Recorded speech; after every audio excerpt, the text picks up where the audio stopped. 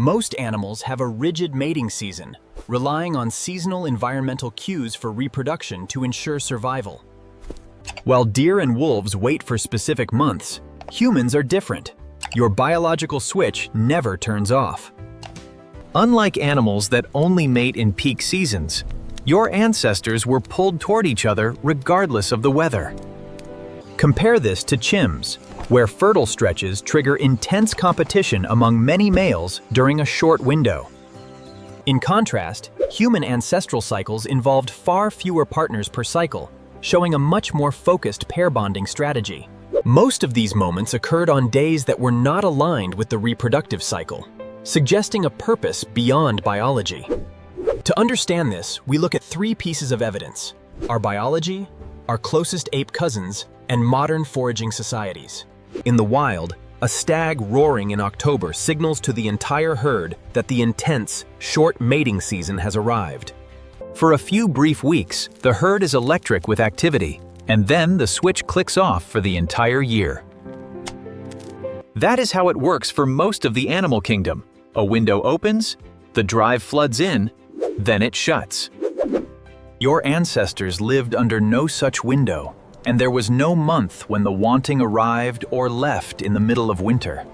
The pull was simply there, always on, never seasonal, maintaining connection through the long light of summer and the freezing winter. For chimpanzees, the fertile peak is a billboard of bright skin, announcing the window to every male in the entire troop. The signal is loud and honest, existing precisely so that mating occurs only on the days that count for reproduction. Now look at a human woman. Nothing shows. No swelling, no color, no scent that carries to signal her fertile window.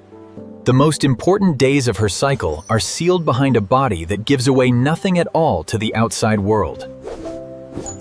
Every instinct says a species should advertise its fertile window to avoid wasted effort, but humans do the exact opposite. Yet, on the way to becoming human, the signal didn't just fade. It vanished so completely that it became undetectable. This hidden window changes the entire math of mating. If no one knows the fertile days, there is only one strategy. You cannot aim for the target, so you cover everything. You stay close, returning again and again across the whole month. So what is concealed ovulation? It's a term researchers use to describe when animals hide the exact timing of their fertility. Anthropologist Owen Lovejoy built a theory around this, arguing that this constant mating was the glue for early human families.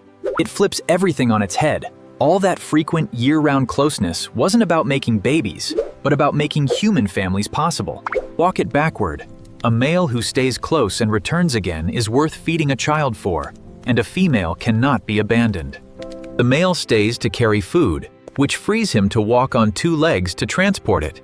Perhaps why we stand upright.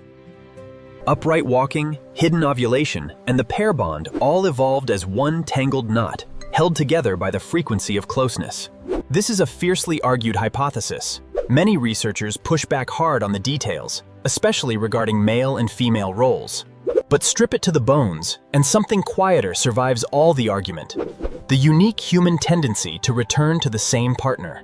On the single measure of social bonding per cycle, humans land near 1 or 2, while other primates show different patterns. We are the ones who kept returning to the same person, for reasons that had less to do with babies and more with staying. The frequency was never really about the act. It was about who you kept choosing to lie down beside each day.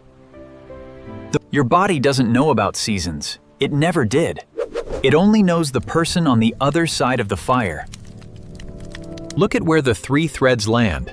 No mating window, no visible fertile day, and repeated closeness.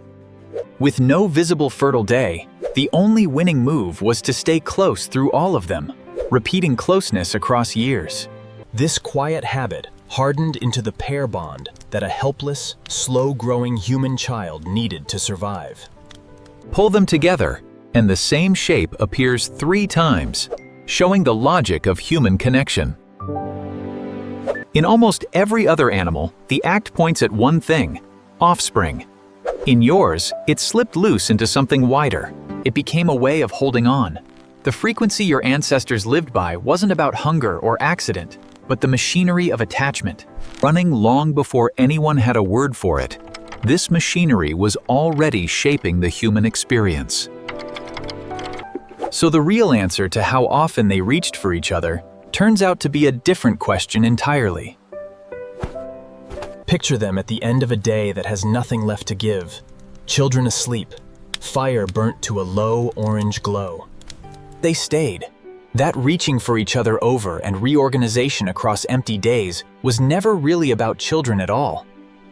It was the first thread that tied two humans together and refused to let go, shaping our history forever. This evolution of connection is why we are who we are today, built on the foundations of ancient, persistent closeness. The pair bond allowed for shared resources and protection, creating a stable environment for our slow-developing young. This evolutionary shift also fostered social intelligence, enabling complex communication and cooperation within our groups. By staying together, our ancestors could pool their knowledge, leading to better hunting techniques and tool creation. Stories told around the fire reinforced these bonds, creating a cultural framework that further strengthened our unity. This deep-seated need for connection remains a fundamental part of the human experience, transcending time and changing environments. We are fundamentally social beings, our emotions and behaviors deeply intertwined with our history of pair bonding. The story of human evolution is not just about survival, but about the profound ways we have learned to hold on. It is a testament to the enduring power of human connection, forged in the fires of an ancient past. And so, we continue to seek connection, driven by the same ancient machinery that guided our ancestors home. These threads of connection continue to weave through our lives, defining who we are and who we hope to become. In the end, it is our ability to reach for each other that truly defines our shared human journey. From the first fires to the complexities of modern life, the need for deep, sustained connection remains. As we look to the future, we carry these ancient lessons, guiding us to a deeper understanding and compassion. The fire may change, but the bond remains, a constant in a world of endless, shifting cycles. Keep reaching, keep connecting, for this is the essence of what it means to be human.